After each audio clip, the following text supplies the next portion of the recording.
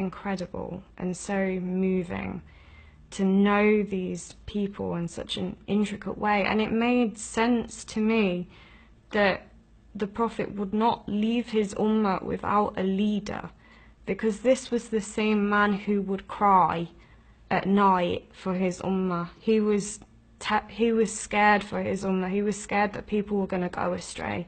So why would he, and why would Allah himself leave these Muslims alone without a leader? And when I learned about Ghadir, and just knowing about the life of Imam Ali alayhi salam, it is as if Allah subhanahu wa ta'ala prepared Imam Ali from the very beginning to be the successor of Prophet Muhammad.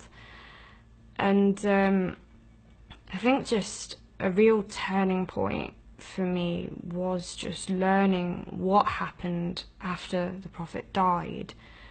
I realised that I'd been lied to about certain things. I realised that, you know, I'd been to Friday prayers before, and the Imam, he was just like saying, oh, you have to hold on to Quran and Sunnah. And when I learned it was actually Quran and Ahl Bayt, I had a copy of Sahih Muslim in my room, and I rushed over to go and get it. And I checked and I could see it with my own eyes, and I just thought, my God, I can't believe I've been lied to about this. And then kind of even more severely, when I learned about the story of Fatima Zahra alayhi salam, you know, I've been told by Sunnis that Fatima had died of grief when her father had died.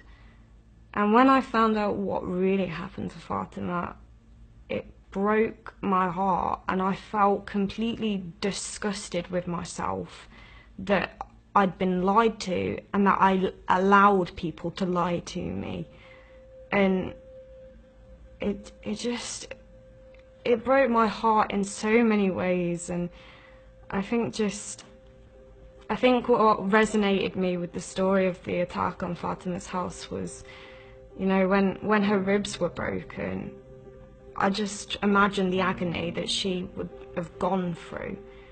You know, I'm a horse rider myself, and there's loads of times that I've fallen off a horse and I've had a bad fall, and I've just lay there on the ground and just thought, what if all my bones are shattered under my body protector? What am I going to do? Or what if my elbow's broken?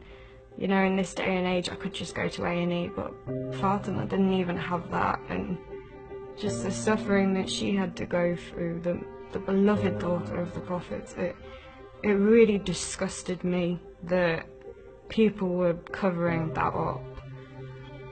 And I think after that, the story of Imam Hussein alayhi salam touched me as well, because, you know, Sunnis, they just brush over Karbala, they say it's not important. But when I realised that Imam Hussein was attacked and killed by fellow Muslims, it really kind of shook me in a way. I could see that Karbala was doing like a divide between Islam and what wasn't Islam. And when I knew what Imam Hussein alayhi salam was fighting against, I just thought, you know, I have to accept Ahl Bayt alayhi salam. Of course I do. I can't turn away and say that I'm not on Imam Hussein alayhi salam's side, because if I do that, I would feel like that I would be betraying him. I feel like I'd be betraying my Prophet, and I would almost feel like I was on Yazid's side in a way. So the time I decided that I was definitely going to follow the path of Ahl Bayt alayhi salam was actually during last Muharram. I don't know, I just got to a point where I was watching so many lectures, and I got to a point now, I was watching these lectures and it was just touching me so much that I was getting emotional as well. Like, I would be crying at these lectures and they would affect me so much that I would just think about them all day. I think, like, during Muharram, I focused quite a lot on looking at the character of Zainab alayhi salam. And when I learned of her story, I sobbed for about an hour after finishing that lecture because of what she had gone through. I couldn't believe that one human being could face so much, you know, losing your family like that. I just couldn't imagine it. But the thing that really inspired me, because at this time I was still really suffering with my mental health. I was back and forth to the doctors all the time. They kept changing my prescription all the time. I was on various different pills, and some of them were having really bad side effects on me, and it was just a really exhausting process.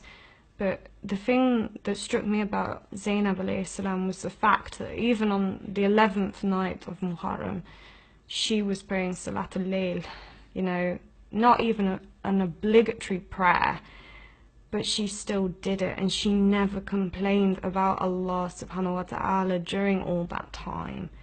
And it did make me realise that, you know, the evils that had been done to me in my life, that was not Allah. That was mankind. That if anyone is to blame for the things that have happened to me, it was not Allah subhanahu wa ta'ala. Allah has always been there. He's always been on my side, and He's always wanted me to find Ahlul Bayt alayhi salam. So after that I decided, yeah, I've got to be a Shia, and I decided as well, you know, I'm going to adopt an Islamic name, and I'm going to adopt the name Zainab as well. Not just because of the emotional connection, but the thought as well, and the hope that Allah subhanahu wa ta'ala could use me to be to the Imam of our time, Imam Mahdi alayhi salam, the hope that I could be as Zainab was to Hussein alayhi salam, I could be like that to Imam Mahdi, inshallah. So with that process I decided I wanted to find a masjid. I wanted to find other sisters, and I started looking around, and it was a real struggle at first because I felt so limited, because now I was just looking for a Shia mosque. I wasn't comfortable with going to a Sunni mosque. But anyway, I found a few, and I emailed them because I was too afraid to kind of just turn up. I emailed them, I explained my situation, I said I want to take the Shahada, please can you help me? And one masjid out of all the masjids that I contacted, only one got back to me, and that was the